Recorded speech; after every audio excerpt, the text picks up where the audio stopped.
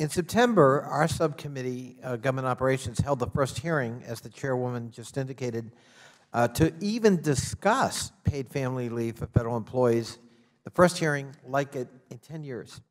And again, it was due to the persistence of Chairwoman Maloney that we were able to have this hearing.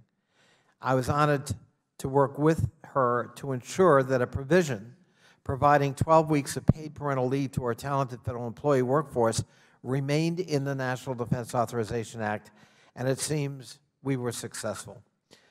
But the victory lap is somewhat circumscribed because there's still more work to do, as the chairwoman just indicated.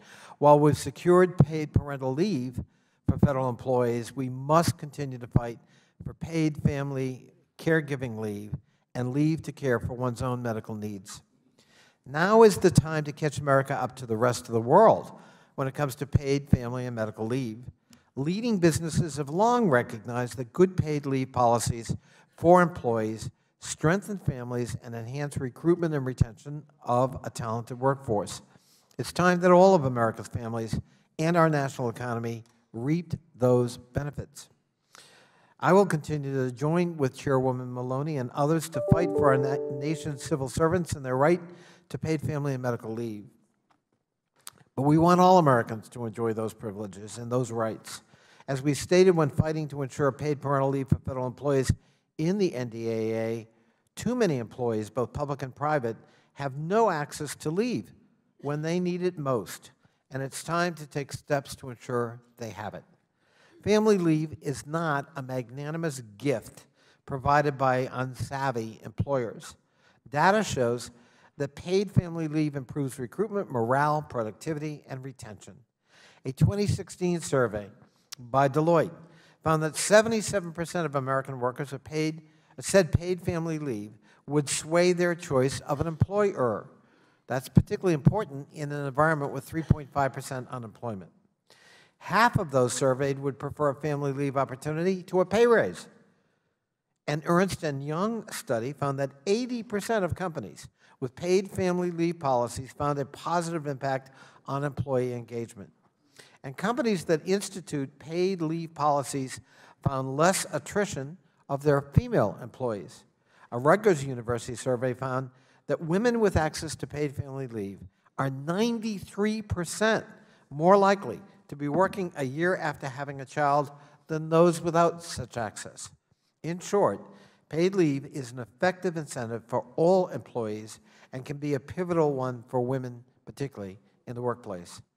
With all of these benefits, the United States remains one of the only nations in the world, industrialized world, that does not guarantee some form of paid leave. In fact, in 2018, less than 17% of workers in our country had access to paid leave benefits through their employer, and less than 40% had access to personal medical leave through employer-provided short-term disability insurance. The lack of paid leave hurts American families and the nation's economy.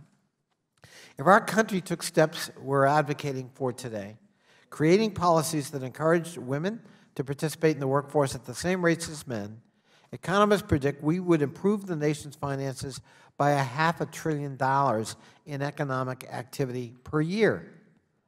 By providing paid family leave to federal civil servants alone, the Institute for Women's Policy Research estimated agencies could prevent 2,650 departures per year among women workers, saving $50 million in annual turnover costs. In the United States, 62% of two-parent families have both parents employed as they struggle to make ends meet. 3/4 of women with children work. Beyond childcare, outside the home, beyond childcare, our nation is aging and the size of families is decreasing, meaning more Americans are and will be responsible for caring for older parents. Currently, 1 in 4 Virginia workers, for example, in my state, is 55 or older, 1 in 4.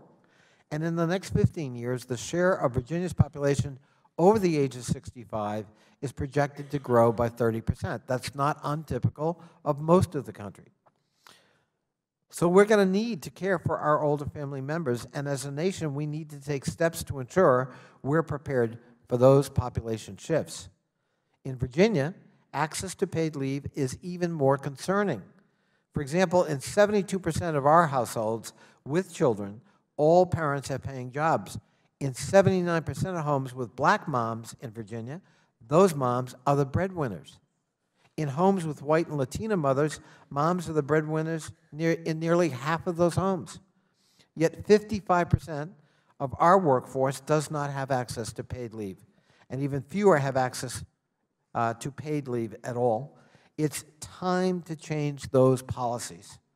Having a baby, nursing your ailing dad or mom, sitting next to your sick teenager at the hospital, treating your own symptoms after radiation treatments for cancer, these are the most vulnerable moments for a family, rife with emotion and deep pain and difficulty. These are the moments that demonstrate that we as Americans care about each other. We need to enact policies that put families first, and it's an easy step when it also makes economic sense. I thank the chairwoman for her leadership and her graciousness, and I wish every success in our future endeavor. I yield back.